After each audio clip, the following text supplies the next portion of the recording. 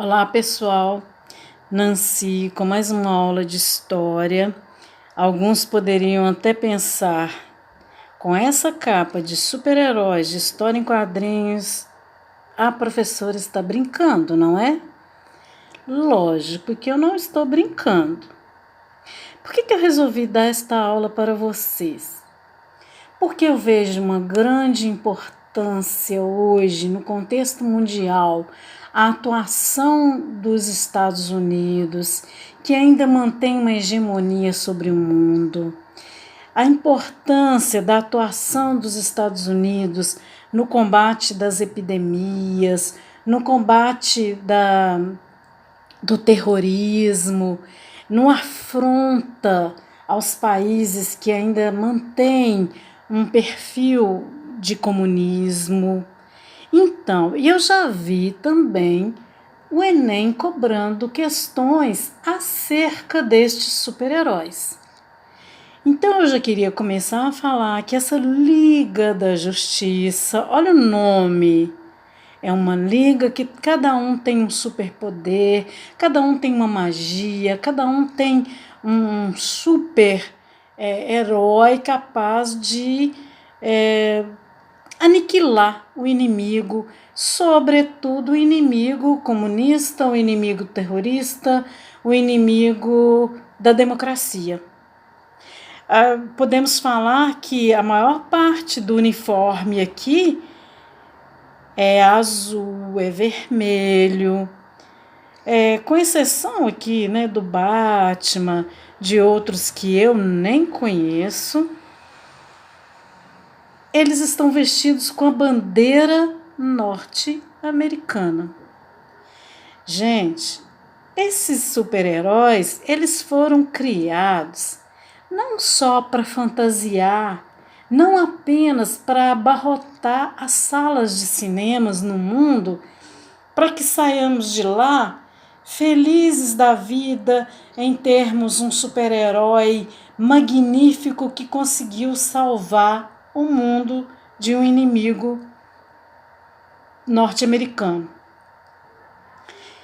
O que acontece é que foi criado estes super-heróis para criar uma expectativa no povo norte-americano para que eles crescessem, para que eles se desenvolvessem acreditando piamente que eles eram os melhores, que eles eram capazes de destruir qualquer inimigo que afrontasse a hegemonia norte-americana.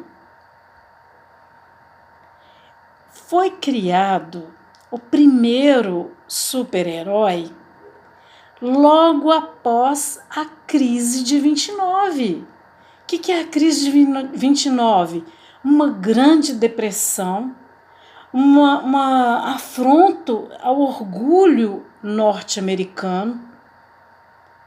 Os norte-americanos não tinham para onde ir, o que comer, desemprego. Foi uma humilhação ferrenha que eles passaram. Então eles precisavam criar uma fantasia, eles precisavam criar algo inerente ao real que fizesse com que eles acreditassem que tudo ia dar certo, que as coisas não iam ficar conforme estava estabelecido naquele momento da crise de 29, da pobreza, pessoas morando no Central Park, pessoas morando nas ruas, pessoas pedintes, pessoas comendo ralas sopinhas que eram distribuídas pelo exército, pessoas sem emprego. Veja, Estados Unidos eles são ávidos por consumo e mais consumo. É um momento que eles não podem consumir por falta de dinheiro, por falta de uma quebradeira que foi o crack da Bolsa de Nova York de 1929. Então, vai ser criado super-heróis para que eles deem uma respirada, para que eles introjetem esses super-heróis com todas essas magias, com toda essa superdotação que eles têm para salvar os norte-americanos, para que eles voltem a ter uma vida feliz, sem incômodos e sem um inimigo no percalço deles. Então, olha só, criado para levantar a moral do povo americano durante a Grande Depressão. Os super-heróis dominam o imaginário popular. Pode parecer que suas histórias sejam pura fantasia, mas elas fazem refletir o que eles queriam sentir. Eles queriam sair dessa depressão e sentir que eles eram fortes, corajosos e que eles podiam lutar contra o mal e que eles venceriam, tá? Então a ideia principal foi esta. Um dos queridinhos norte-americanos é o Superman. A roupagem dele é da bandeira norte-americana. No início, gente, ele nem voava. Depois ele vai ser dotado de outros superpoderes, tá? Quem é o Superman? Olha a criação dele, 1938, um ano antes da deflagração da Primeira Guerra Mundial, um ano antes do Hitler invadir a Polônia e deflagrar a guerra. Esse foi o primeiro super-herói, então ele está entre a crise de 29, depois da crise de 29, antes da Segunda Guerra Mundial, que foi em 39. Então, ele inaugurou a chamada Era de Ouro das histórias em quadrinhos. Por quê? Porque o desemprego, a fome que atingia o povo norte-americano, os Estados Unidos, fizeram a violência crescer, fizeram angústia, depressão, né? Fizeram eles pensarem no pior, que a autoestima deles estava zerada. Então, precisava criar esses super-heróis para a autoestima voltar a ser o que era, ganhar fôlego junto com os poderes dos super-heróis.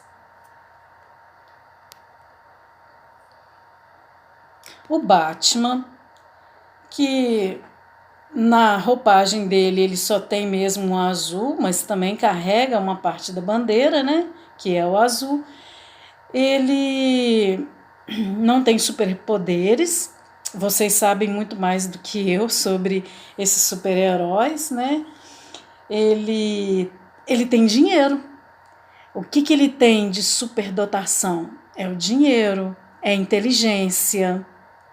E ele também, como endinheirado, como rico, como capitalista que ele está nessa liga para fazer parte dos projetos, para endinheirar as pessoas que precisavam desse projeto, para fazer com que acontecesse uma luta contra os inimigos maiores. O maior inimigo do Batman seria aí um comunista, né? Então, o Batman já é criado em 1939, quando está acontecendo a Segunda Guerra Mundial. Ele também vai seguir essa onda de combate à violência, né? Ele é um primeiro herói mascarado e ele vem aterrorizar os criminosos. E a gente já sabe quem são esses criminosos, né? E ele usava armas, matava e não tinha culpa nenhuma em matar. Muito pelo contrário, quem ele estava matando era o inimigo da democracia norte-americana, era o inimigo contra a hegemonia norte-americana. Então, não há nenhum problema, não é mesmo? Este é muito queridinho. Capitão América, O nome dele, olha, a América tem um capitão. Esse capitão, dotado de poderes, de força, ele vai combater o mal. Eu já vi uma questão no Enem, me parece que há 3, 4 anos atrás, que era o Capitão América dando um soco na cara do Hitler e quase que derrubando o Hitler no movimento da história em quadrinho. Significa que Estados Unidos era contra, não gosta do Hitler, não gostou do que a Alemanha fez e combateu contra a Alemanha. Mas nós sabemos que não foram os Estados Unidos sozinhos que venceram a guerra. Muito longe disso, né, gente? Olha só, mesmo antes... 1941 é a criação dele, do Capitão América. Veja bem que já estamos na Segunda Guerra Mundial. Mesmo antes de seu país ingressar no conflito, porque em 1941 Estados Unidos ainda não tinha entrado no conflito, a guerra estava acontecendo na Europa, o Hitler tentando invadir tanto a frente ocidental quanto a frente oriental. O Capitão América, ele combatia os nazistas antes de entrar, com um escudo em forma de diamante, um uniforme da espécie bandeira norte-americana e uma vontade enorme de acabar com os inimigos da democracia. A primeira edição do Capitão América foi antes do ataque à base naval norte-americana no Havaí, né? E os patriotas todos dos Estados Unidos foram amantes, loucos, ávidos pelos superpoderes do Capitão América, tá? Claro, né? Ele representa o patriotismo norte-americano. Quem vai chegar agora? Mulher Maravilha. Olha só, maravilha, que só tem nos Estados Unidos. Quem é essa Mulher Maravilha?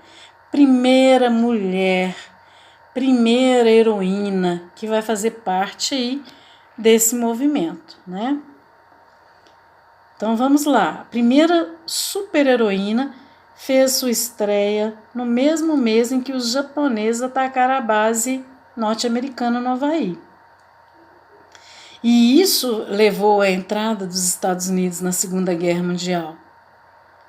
Foi onde os Estados Unidos cresceu uma ira e foram para atacar Hiroshima e Nagasaki. Nós já vimos isso em sala de aula.